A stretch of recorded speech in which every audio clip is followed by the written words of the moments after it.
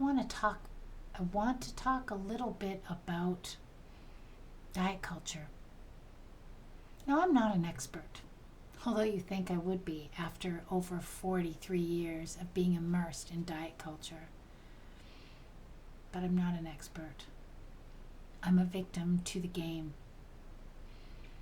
For over 43 years of my life, and I am 61 years old, I have had an eating disorder.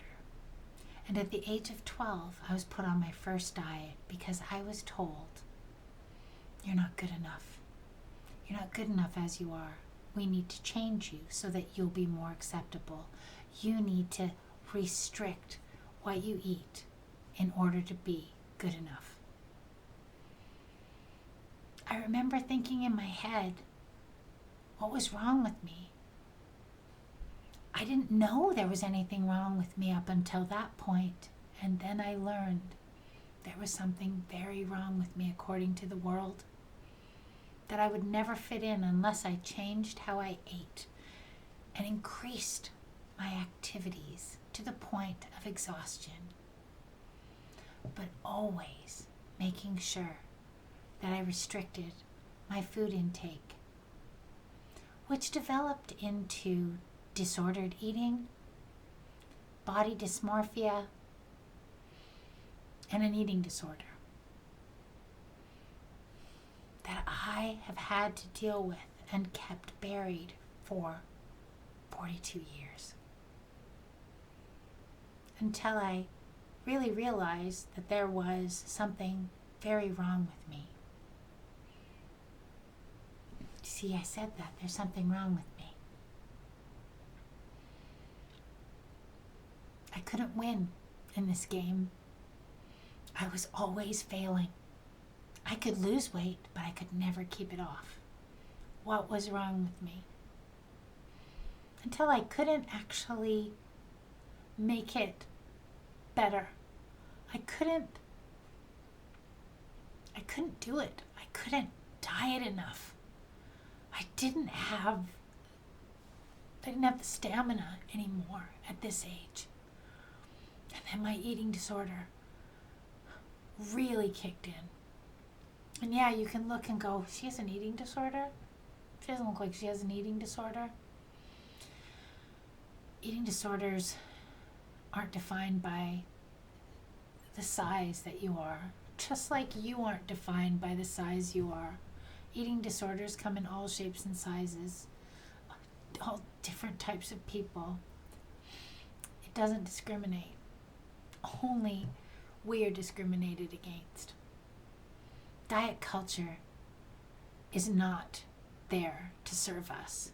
We are there to serve it, to pay more, to spend more, to fuel that machine so that it can make more and more money, off letting us know that we're the problem. We can't sustain it. We're the problem. We have to change. Try it again. Try this diet. Take this pill. This injection.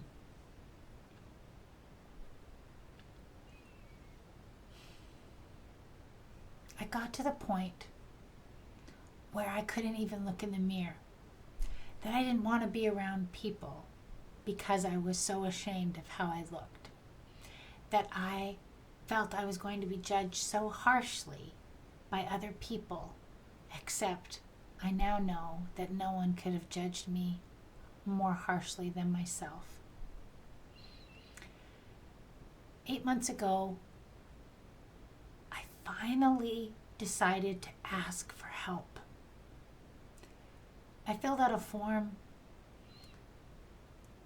an intake form, and I really felt like I wasn't going to be accepted because I was too old and I didn't look sick or wasn't sick enough. And interestingly enough, I got accepted and I had an appointment where they assessed me. And I started therapy and I started working with a dietitian who is an expert in eating disordered and disordered eating. both my therapist and my dietitian. It has been a long, hard journey, and I'm still slugging away, and I really felt like, okay, I'm going to recover from this. Everything's going to change. The things that I learned have been ingrained so deeply in my belief system that it's been very, very difficult to change. But I am changing. And one thing that I do know is that I have a lot more compassion for myself. And I realize that I wasn't the problem. That there wasn't anything wrong with me.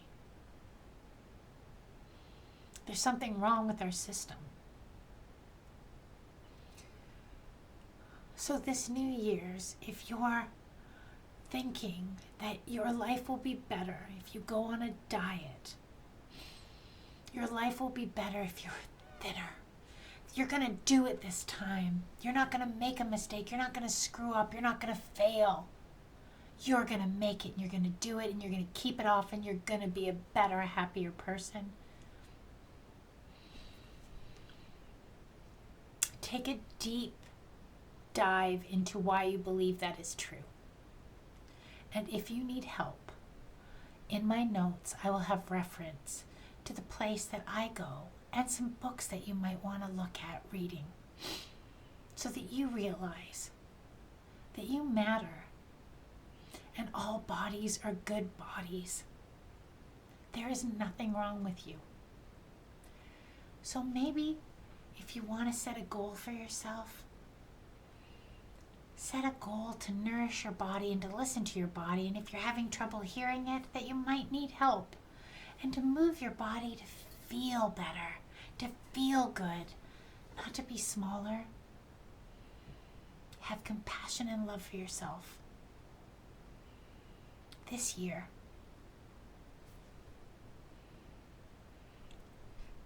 just think about the fact that you are good enough.